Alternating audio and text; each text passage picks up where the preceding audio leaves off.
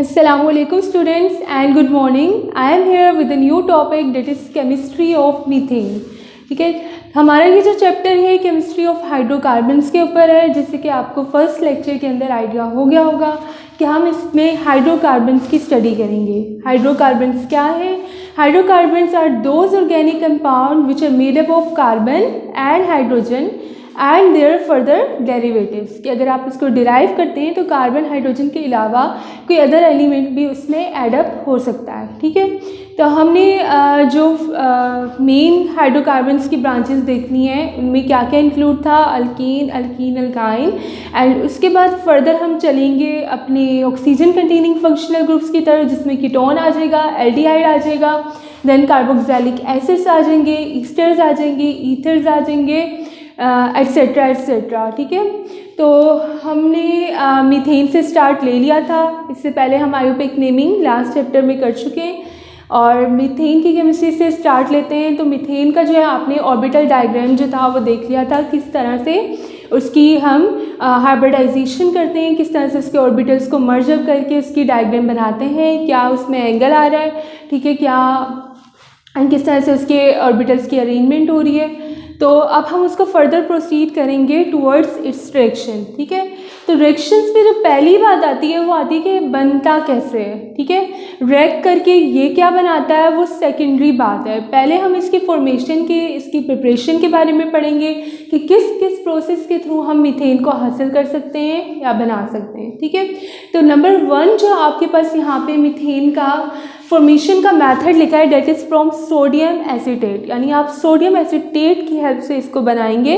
कैसे बनाएंगे? You can see in the direction कि आपके पास सोडियम एसीटेट, ठीक है, this group is known as acetate CH3COO। अगर ये आयनिक हो तो इस पर चार्ज आता है, ठीक है, नेगेटिवली चार्ज, और इसके साथ जब सोडियम जो है अटैच होता है तो वो क्योंकि पॉजिटिवली चार्ज आयन है तो ओवरऑल ये आयंस एक दूसरे को न्यूट्रलाइज कर देते हैं, तो हम इनको शो नहीं कर देंगे पॉजिटिव नेगेटिव। ठीक है, तो ये आपके पास है सोडियम एसीटेट। ठीक है, सोडियम एसीटेट क्या करेगा, ये सोडा लाइम के साथ रिएक्ट करेगा एंड देन ये बना देगा आपका मीथेन। किस तरह से बनाएगा? Sodium hydroxide concentrated in the presence of calcium oxide. ठीक है, यानी कि लाइम के प्रेजेंस में अगर कंसनट्रेटेड सोडियम हाइड्रोक्साइड मिक्सअप होता है तो इस दोनों को हम कहते हैं सोडा लाइम। ठीक है, अब ये जो है इसके साथ जब ब्रेक करेगा तो ये फॉर्म करेगा methane. I am going to show you कि ये मिथाइल ग्रुप है CH3। ठीक है, और यहाँ से ये क्या करेगा, एक हाइड्रोजन ले लेगा। ठीक है, तो ये हाइड्रोजन जब इसके साथ अटैच हो जाएगा तो ये क्या बना देगा, ये बना देगा आपके पास मीथेन। ठीक है, जो आपको चाहिए, जिसकी आप फॉर्मेशन कर रहे हैं, and the rest of the part is going to attach with it. ठीक है, ये Na और O और ये NaCOO, यानी ये क्या बन गया, ये रीअरेंज होके बना देगा सोडियम कार्बोनेट Na2CO3, यानी 1 Na यहाँ से, 1 Na यहाँ से, ठीक है, C और 2 O ये एंड 1 O फ्रॉम दिस। ठीक है, तो Na2CO3। तो ये आपके पास पहला मेथड है, this is the most convenient in the easiest method to form methane. ठीक है, कि आपने क्या किया, सोडियम एसीटेट का रिएक्शन करा दिया सोडा लाइम के साथ, ठीक है, क्विक लाइम, और sodium hydroxide in the form of in the concentrated form. ठीक है, जब ये रिएक्ट करेंगे एसीटेट के साथ सोडियम के तो sodium carbonate and methane prepare हो जाएगा। ठीक है, द नेक्स्ट जो है आपके पास सेक्शन है रिडक्शन की, जो है आप हेल्प से किस तरह से ये बनाते हैं। ठीक है, तो रिडक्शन आप किसकी करा रहे हैं, मिथाइल आयोडाइड की करा रहे हैं। इसके वेरियस मेथड्स होते हैं, मैंने यहाँ पे 2 लिखे हैं। Number 1 is with nascent hydrogen, कि आप उसे नेसेंट हाइड्रोजन के साथ रिड्यूस करवा दें, and the second one is by catalytic reduction, या आप वहाँ पे कैटलिस्ट की हेल्प लेकर, ठीक है, उसको रिड्यूस करवा दें। तो बात करते हैं कि ये नेसेंट हाइड्रोजन क्या होता है। हाइड्रोजन तो आपने सुना होगा, लेकिन नेसेंट जो है, नेसेंट कहते हैं न्यूली बॉर्न हाइड्रोजन को, ठीक है, जो उसी वक्त फॉर्म हो रहा होता है, ठीक है, और ये सिंगल होता है, ये covalently bonded to another hydrogen नहीं होता, ठीक है। और इसी वजह से, क्योंकि ये बॉन्ड फॉर्म में नहीं होता, ये स्टेबल नहीं होता तो मतलब बहुत ज़्यादा रिएक्टिव होता है, फ़ौरन से रिएक्ट करता है, रिएक्शन देता है।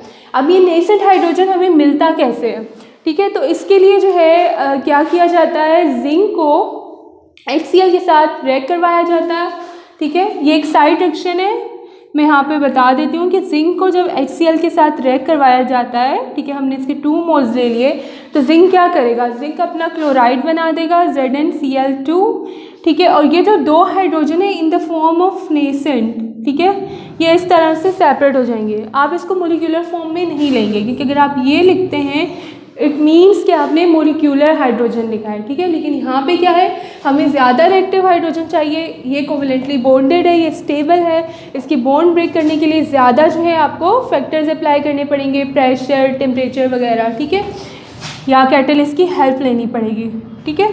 तो आपको चाहिए नेसेंट हाइड्रोजन, नेसेंट हाइड्रोजन आपको इस रिएक्शन से मिलेगा।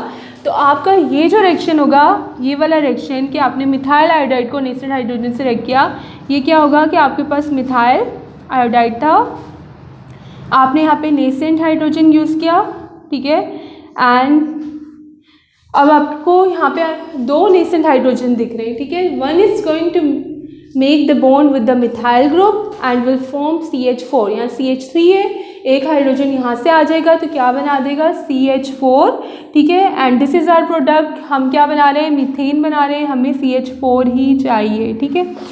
और जो एक हाइड्रोजन यहाँ पे रह जाएगा, वो इसका जो पार्ट होगा, ठीक है, इसका आयोडाइड पार्ट, ठीक है, उसके साथ क्या करेगा, बॉन्ड बना के हाइड्रोजन आयोडाइड बना देगा, ठीक है। So this is the way methane is going to form and the methyl iodide is going to react with the nascent hydrogen, ठीक है। अब अगर हम इसको कैटालिटिक रिडक्शन के थ्रू करते हैं तो आपके पास प्रोडक्ट तो सेम आएंगे, सिर्फ क्या है, प्रोसीजर का डिफरेंस है। यहाँ पे आप कैटलिस्ट की हेल्प लेंगे, यहाँ पे आपने कैटलिस्ट की हेल्प नहीं ली थी। क्यों नहीं ली थी, क्योंकि ऑलरेडी नेसेंट हाइड्रोजन इतना रिएक्टिव होता है कि बहुत आसानी से रिएक्ट करके जल्दी से रिएक्शन करवा देगा, ठीक है। तो कैटलिस्ट आप वहाँ पर यूज़ करते हैं जहाँ पर आपको ये हो कि रिएक्शन कैटलिस्ट के बगैर बहुत स्लो होगा, आप उसको स्पीड अप करवाना चाह रहे हो, जल्दी से जल्दी अपना प्रोडक्ट बनाना चाह रहे हो, ठीक है। या आप जो एक्टिवेशन एनर्जी है इन अदर फॉर्म, आप उसको लोअर करवाना चाह रहे हो ताकि आप जल्दी से जल्दी प्रोडक्ट की का हसूल कर लें, प्रोडक्ट हासिल कर लें, ठीक है। तो कैटालिटिक रिडक्शन में आपके पास क्या होगा कि आपने मिथाइल आयोडाइड लिया और यहाँ पे मोलिक्यूलर हाइड्रोजन का यूज़ किया और साथ साथ आपने ले लिया एक अदद catalyst that is palladium over here. तो क्या होगा, यहाँ से ऑब्वियसली ब्रेक होगी बॉन्ड, मिथाइल पार्ट एक हाइड्रोजन के साथ, ठीक है, H2 है, इसका मतलब है ये इस तरह से कोवेलेंटली बॉन्डेड है, ठीक है, H के साथ। तो जब ये बॉन्ड ब्रेक होगी, ये बॉन्ड भी ब्रेक होगी, ठीक है। तो ये जो हाइड्रोजन होगा ये अपना इलेक्ट्रॉन लेके मिथाइल के साथ क्या कर देगा, बॉन्ड बना देगा, ठीक है। तो ये क्या बन गया, CH3 और H यानी कि CH4। तो यहाँ बन गया मीथेन, ठीक है, प्लस एक हाइड्रोजन जो रहता होगा, ठीक है, आयोडाइड आके उसके साथ अटैच हो जाएगा, तो क्या बनाया जाएगा, हाइड्रोजन आयोडाइड, ठीक है। तो आप देख सकते हैं कि यहाँ पे भी प्रोडक्ट मीथेन और हाइड्रोजन आयोडाइड है and the product are same also over here. सिर्फ डिफरेंस क्या है कि यहाँ पे आपने कैटलिस्ट यूज़ किया और मोलिक्यूलर हाइड्रोजन यूज़ किया। यहाँ पे आपने क्या किया है, नेसेंट हाइड्रोजन की हेल्प ली है, ठीक है। उसके लिए आपको ये चीज़ें यूज़ करनी पड़ी है कि आपने ZnHCl का इस्तेमाल किया नेसेंट की प्रोडक्शन के लिए, ठीक है। फर्दर इसको यूटिलाइज करके आपको वो प्रोडक्ट मिल गई। तो ये सेकंड जो है आपका प्रोसीजर हो गया मीथेन बनाने का। देन हम अब करेंगे by the help of Grignard reagent, जो हमारा थर्ड है।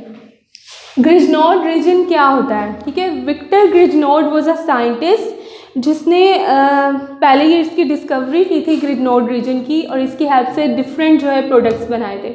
अब ग्रिजनोड रीजन होता क्या है, कैसा दिखता है, तो कार्बन के साथ अगर मेटल अटैच हो और वो भी मैग्नीशियम, ठीक है, एंड देन यहाँ पे कोई भी हैलाइड आयन, ठीक है, एक्स मैं हैलाइड के लिए शो कर रही हूँ, ये आयोडाइड भी हो सकता है, ये Cl क्लोराइड भी हो सकता है, Br ब्रोमाइड भी हो सकता है, ठीक है। तो ये सारे जो है 7A ग्रुप के जो एलिमेंट्स हैं, ठीक है, ये X की जगह पे अटैच होंगे। मेटल शुड बी मैग्नीशियम, ठीक है, ये आपका मैग्नीशियम ही होगा जो इनके साथ बॉन्ड कर रहा होगा, सही है।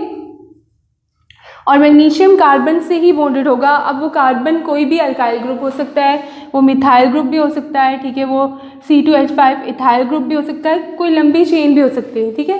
तो नॉर्मली आपके पास इथाइल या मिथाइल मैग्नीशियम ही यूज़ होता है। तो कार्बन जब भी किसी मेटल के साथ अटैच होगा तो मेटल क्योंकि इलेक्ट्रोपॉजिटिव होते हैं, ठीक है।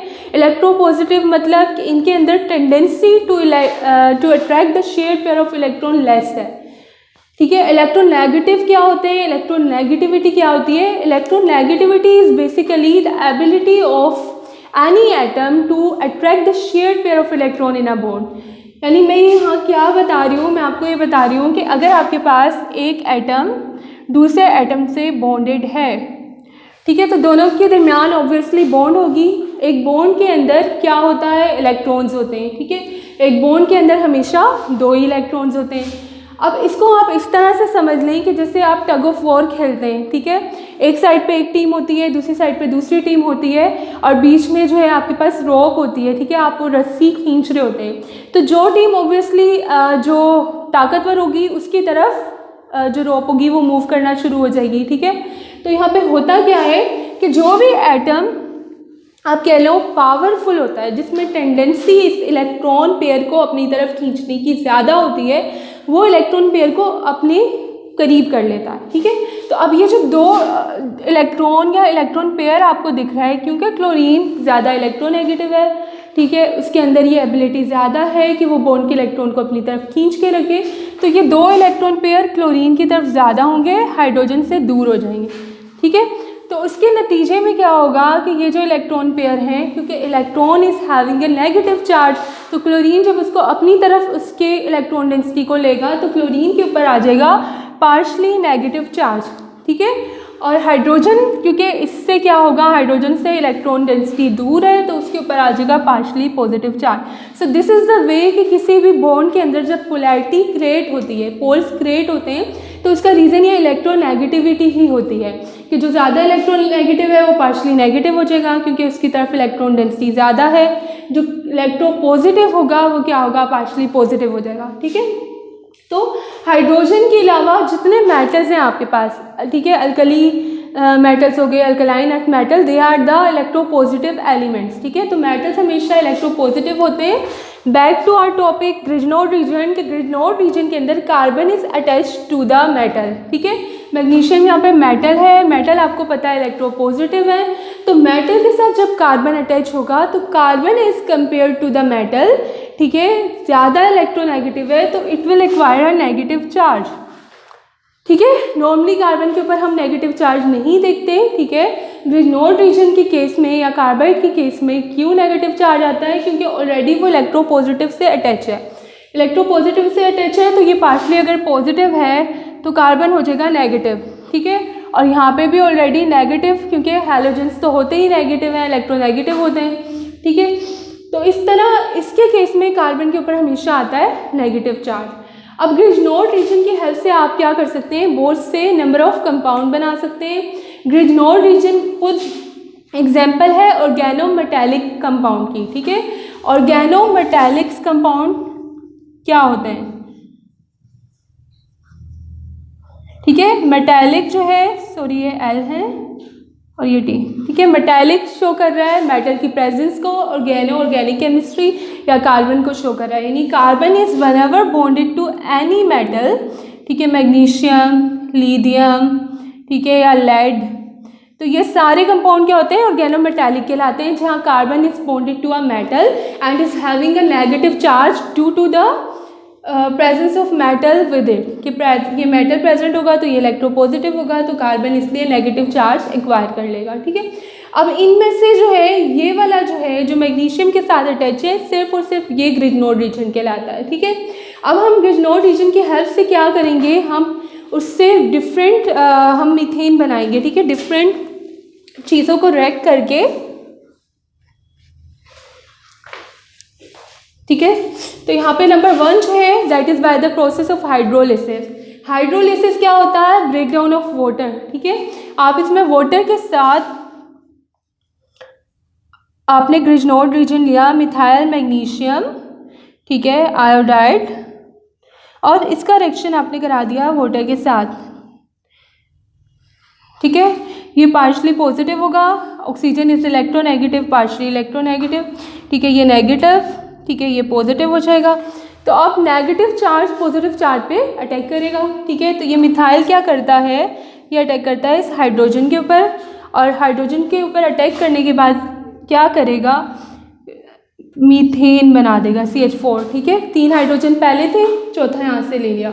अब ये जो OH नेगेटिव पार्ट है ये क्या करेगा? ये इस पॉजिटिव के ऊपर अटैच हो जाएगा जाके, तो आपके पास साइड प्रोडक्ट क्या आ जाएगी? मैग्नीशियम हाइड्रोक्सी, ठीक है, आयोडाइड। तो this is the way you are going to make methane, ठीक है, by the help of Grignard reagent. अब हाइड्रोलिसिस के प्रोसेस से हो गया, उसके साथ साथ हम अमोनिया जो है इसके साथ भी रिएक्शन करा के देख लेते हैं, इससे भी आपको मीथेन मिल जाएगा। मिथाइल मैग्नीशियम आयोडाइड यानी कि ग्रिजनोड रीजन, आपने इसका रिएक्शन करा दिया NH3 यानी कि अमोनिया के साथ, and you know that nitrogen is more electronegative as compare to the hydrogen. तो हाइड्रोजन पार्शली पॉजिटिव है इसके, नाइट्रोजन पार्शली नेगेटिव है। ठीक है, तो किसी भी एक हाइड्रोजन के ऊपर ये कार्बन अटैक कर लेगा, क्योंकि कार्बन भी क्या है? पार्शली नेगेटिव है और पार्शली पॉजिटिव मैग्नीशियम। तो ये नेगेटिव चार्ज जो है किसी भी एक हाइड्रोजन के ऊपर अटैक कर लेगा, पॉजिटिव पार्ट को अपने साथ अटैच कर लेगा और क्या बना देगा? CH4। ठीक है, बाकी का जो पार्ट बचा होगा that is NH2 over here. ठीक है, ये बाकी के पार्ट के साथ अटैच हो जाएगा, मैग्नीशियम, ठीक है, आयोडीन एंड NH2 जो अमोनिया में से बच गया। ठीक है, तो ये सेकंड वे हो गया आपका मीथेन बनाने का। देन आपके पास थर्ड क्या है? With alcohol. ठीक है, अल्कोहल की एग्जांपल में मैं यहाँ पे ले रही हूँ मिथाइल अल्कोहल या मीथानॉल। ठीक है, और साथ में मैं ग्रिजनोड रीजन ही ले रही हूँ, CH3Mg, ठीक है, R। अगेन ये पार्शली पॉजिटिव है, ये पार्शली नेगेटिव है। ठीक है, ऑक्सीजन पार्शली नेगेटिव होता है, तो ये हाइड्रोजन पार्शली पॉजिटिव। तो ये जो पोलर बॉन्ड है इसके ऊपर अटैक होता है ना, तो ये मिथाइल क्या करेगा? इस हाइड्रोजन को ले लेगा और ये बॉन्ड इस पे शिफ्ट हो जाएगी। तो आपके पास जो यहाँ पे प्रोडक्ट बनेगा CH4 बन जाएगा। ठीक है, एंड जो बॉन्ड यहाँ शिफ्ट होगी और नेगेटिव वो अटैक कर देगा इस मैग्नीशियम के ऊपर, और ये मैग्नीशियम, ठीक है, इसको आप ब्रैकेट में भी लिख सकते हो इस तरह से, OCH3, ठीक है, और साथ में जो आयोडीन था वो लगा दिया। या आप इसको ओपन करके भी लिख सकते हैं, मैं यहाँ लिख के दिखा देती हूँ कि आपने आयोडीन दिखाया और एक बॉन्ड दिखा दी मिथॉक्सी की, इस तरह। ठीक है, किसी भी वे में आप इसको रिप्रेजेंट कर सकते हैं। ठीक है, अगेन आपको मीथेन मिल गया।